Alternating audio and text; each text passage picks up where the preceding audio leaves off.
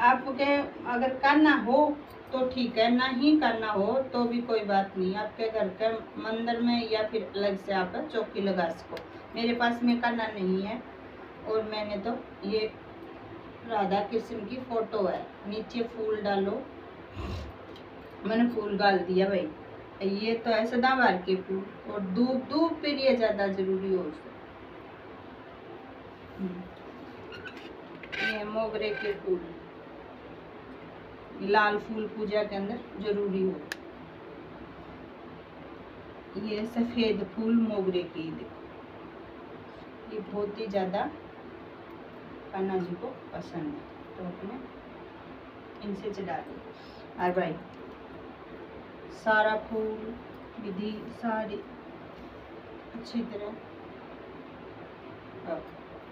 और यह करना नहीं है तो कोई जरूरी नहीं है भी करना ही की पूजा करा। आप लड्डू गोपाल, घर में राधा कृष्ण, जो भी फोटो आप उसकी भी फोटो कर सका। मेरे पास में कान्हा जी और राधा कृष्ण दोनों है। चौकी लगा दी, अब इसके लिए दीपक जला दी। और गुड़ बहुत ही जरूरी प्रिय है पूजा में। चावल चढ़ा दिया और गुड़ चढ़ा दिया।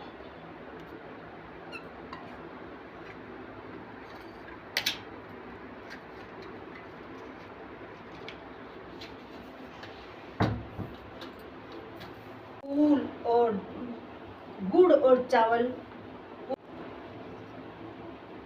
ये नारियल पूजा के अति प्रसन्न हो। और ये दक्षिणा कान्हा जी की पूजा के अंदर चढ़ानी है। और ये बहुत ही सरल और सीधी विवाह की पूजा करे। और ये कहानी किसी भी कन्या से कहानी जरूर सुने या बूढ़े बुजुर्ग से ये कहानी जरूर सुने। ये कहानी के बगैर ये व्रत अधूरा है।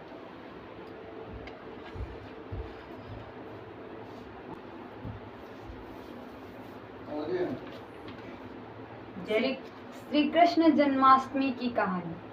भाद्रपक्ष कृष्ण पक्ष की अष्टमी को रात के 12 बजे मथुरा के राजा कंस की जेल में वासुदेव जी की पत्नी देवी देवकी के गर्भ से 16 कलाओं से युक्त भगवान श्री कृष्ण का जन्म हुआ था।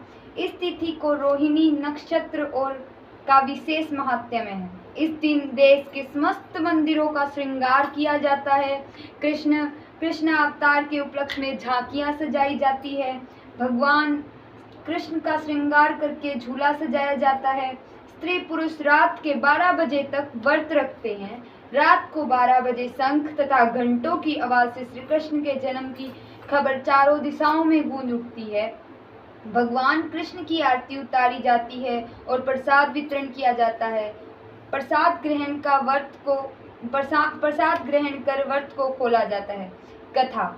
द्वापर युग में पृथ्वी पर राक्षसों के अत्याचार बढ़ने लगे। पृथ्वी गाय का रूप धारण कर अपनी कथा सुनाने के लिए तथा अपने उद्धार के लिए ब्रह्मा जी के पास गई। ब्रह्मा जी सब देवताओं को साथ लेकर पृथ्वी के विष्णु के पास क्षीर सागर ले गए। उस समय भगवान विष्णु अनंत शैया पर शयन कर रहे थे। स्तुति करने पर भगवान की निद्रा भंग हो गई। भगवान ने ब्रह्मा एवं सब देवताओं को देखकर उनके आने का कारण पूछा तो पृथ्वी बोली, भगवान मैं पाप के बोझ से दबी जा रही हूँ, मेरा उद्धार कीजिए। यह सुनकर विष्णु बोले, मैं ब्रजमंडल में वासुदेव की पत्नी देवकी के गर्भ से जन्म लूंगा। तुम सब देवतागण ब्रज भूमि में जाकर यादव वंश में अपना शरीर धारण करो। इतना कहकर भगवान अंतर्ध्यान हो गए। इसके पश्चात देवता ब्रज मंडल में आकर युद्ध कुल में नंद यशोदा तथा गोप गोपियों के रूप में पैदा हुए। द्वापर युग के अंत में मथुरा में उग्रसेन राजा राज्य करते थे। उग्रसेन के पुत्र का नाम कंस था। कंस ने उग्रसेन को बलपूर्वक सिंहासन से उतारकर जेल में डाल दिया और स्वयं राजा बन गया। कंस की बहन देवकी का विवाह यादव कुल में वासुदेव के साथ निश्चय हो गया। जब कंस देवकी को विदा करने के लिए रथ के साथ जा रहा था तो आकाशवाणी हुई, हे कंस, जिस देवकी को तू बड़े प्रेम से विदा कर रहा है, उसका 8वां पुत्र तेरा संहार करेगा। आकाशवाणी की बात सुनकर कंस क्रोध से भरकर देवकी को मारने को तैयार हो गया। उसने सोचा न देवकी होगी न उसका कोई पुत्र होगा।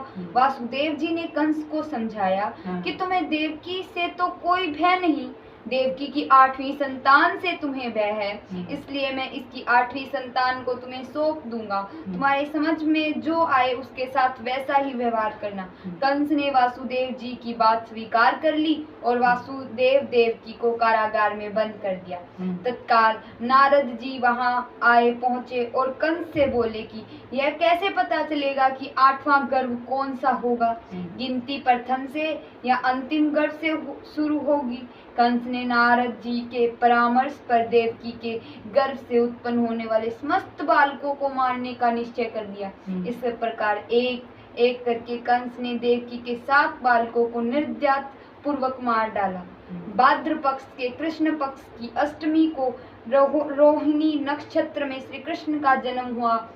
उनके जन्म लेते ही जेल की कोठरी में प्रकाश फैल गया। वासुदेव देवकी के सामने शंख चक्र गदा एवं पद्मधारी चतुर्भुज भगवान ने अपना रूप प्रकट कर कहा, अब मैं बालक का रूप धारण करता हूँ, तुम मुझे तत्काल गोकुल में नंद के यहाँ पहुँचा दो और उनकी अभी अभी जन्मी कन्या को लेकर कंस को सौंप दो। तत्काल वासुदेव जी की हथकड़ियाँ खुल गई, दरवाजे अपने आप खुल गए, पहरेदार सो गए। वासुदेव कृष्ण को सूप में रखकर गोकुल को चल दिया। रास्ते में यमुना श्री कृष्ण के चरणों को स्पर्श करने के लिए बढ़ने लगी। भगवान ने अपने पैर लटका दिए, चरण छूने के बाद यमुना घट गई। वासुदेव यमुना पार कर गोकुल में नंद के यहाँ गए। बालक कृष्ण को यशोदा जी के बगल में सुलाकर कन्या को लेकर वापस कंस के कारागार में आ गए। जेल के दरवाजे पूर्वत बंद हो गए। वासुदेव जी के हाथों में हथकड़ियां पड़ गई, पहरेदार जाग गए। कन्या के रोने पर कंस को खबर दी गई।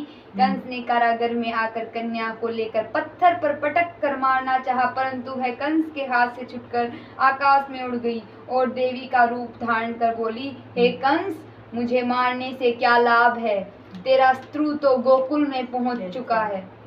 यह दृश्य देखकर कंस हतबर्ब और व्याकुल हो गया। कंस ने श्री कृष्ण को मारने के लिए अनेक दैत्य भेजे। श्री कृष्ण ने अपनी अलौकिक माया से सारे दैत्यों को मार डाला। बड़े होने पर कंस को मारकर उग्रसेन को राजगद्दी पर बैठाया। श्री कृष्ण की पुण्य जन्म तिथि को तभी से सारे देश में बड़े हर्ष और उल्लास से मनाया जाता है और यह कहानी सुनाई जाती है। हाथी घोड़ा पाल की जय कन्हैया लाल की। यह कहानी समाप्त हुई। पूरी कहानी सुने, उसका आनंद और फल खूब मिलेगा। ओ तेरी